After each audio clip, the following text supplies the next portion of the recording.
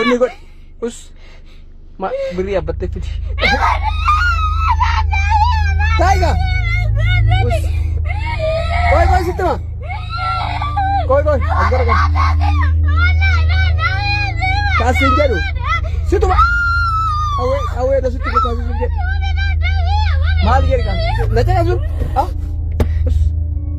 Jadi koi tu. Kasih kau tu dia. Ya?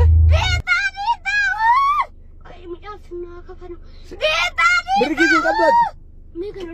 Koi, imbar mu beri kizin kabut. Ini ya kai. Yo jit si kabel cisa yo jit.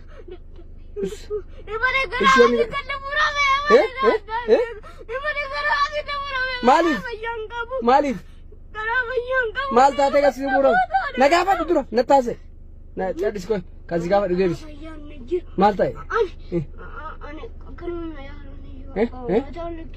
Mata masitay rabbi maanu dallane beeytani tokkoffa dandeetti osoo hin qabne waa wayii ta'uu barbaanna osoo taayilantii wayii hin qabne dubbannee waa amansiisuu osoo hin dandeenye waa ri'aakshina wayii waan wayii irratti hojjechuu osoo hin dandeenye kolfinee nama kofalchiisuu osoo hin dandeenye yuutuubara ta'uu tiiktookara ta'uu feesbuukara ta'uu barbaanna.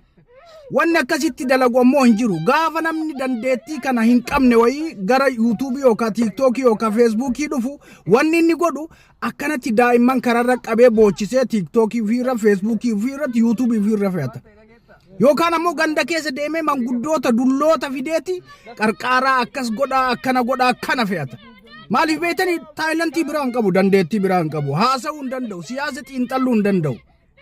Teknoloojii irraa waa dubbachuu hin danda'u saayinsii irraa waa himuu hin danda'u waa wayii fuudhee xiinxallee irraa haasa'uu hin danda'u dandeettiin takkaa fi takka namni sun qabu maa inni akkana tasa wayita karaa deemu daa'imman boochisee yookaan manguddoota dulloota kararra arge waraabee Facebook fi TikTok fi YouTube isaa irratti post godhu yookaan ammoo laayivii namaa jala taa'ee wayita namni wal arrabsu waraabee post gochuudha simple as that kana wanni godhan yoo namoonni kana godhan maa nama kamii namoota taayilantii hin qabne namoota dandeettii dubbachuu hin qabne haasayuu hin qabne walii gallaami mucaa daa'ima kararratti qabee mucaa waggaa 6 bifa kanaan makiinaa keessa seensisee ijoolleen baadiyaa keessa yoo deemnu makiinaan nu seensisaa itti nu kadhatti yoo feene seensifnee bakka jarri barbaaddesan hin geenne masgiida duratti yookaan ammoo mana barnootaa jarri deemsan afoo buufnee biraa deemna yookaan ammoo lakki jennee bira tarra daa'imman kararraa qabanii bifa kanaan boochisuun yakka guddaadha ilmo waggaa 18 hin geenne makiinaa ofii keessa galchanii oofuun yakka guddaadha abbaan osoo si dhufee ilmoo kee eessa deemsisaa jirta jedhee si kassase iska umrii kee hidhamuu dandeetta maaliif yakkamaadhaati yakka guddaa dalagu jirta hayyama maatiitiin ala ilmoo daa'ima kararraa qabdee konkolaataa kee keessa keette sanuu konkolaataa fe'aatii miti tiraanspoortii miti konkolaataa puublikiitii miti konkolaataa dhuunfaa keessii keessa keette.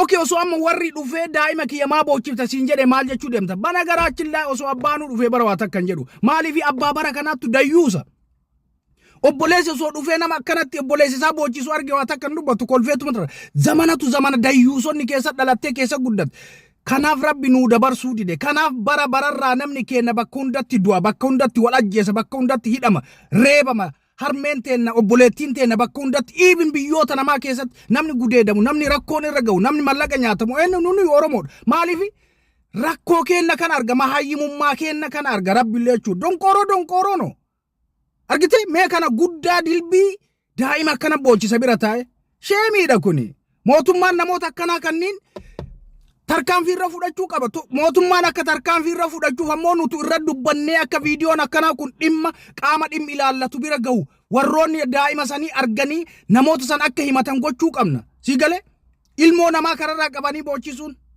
garan na dhukkubaa na baasaa jira ani mataa hin qabu fayyaa hin qabu ilmoo daa'ima bar cinqamee waan qabatee gadhiisu wallaaleeti akkana iyya inni itti kolfachaadha saqacaana ilmoo saqacaana dayyuusa ilmoo dayyuusa abaarsi rabbii sirraa jiraatu inshaa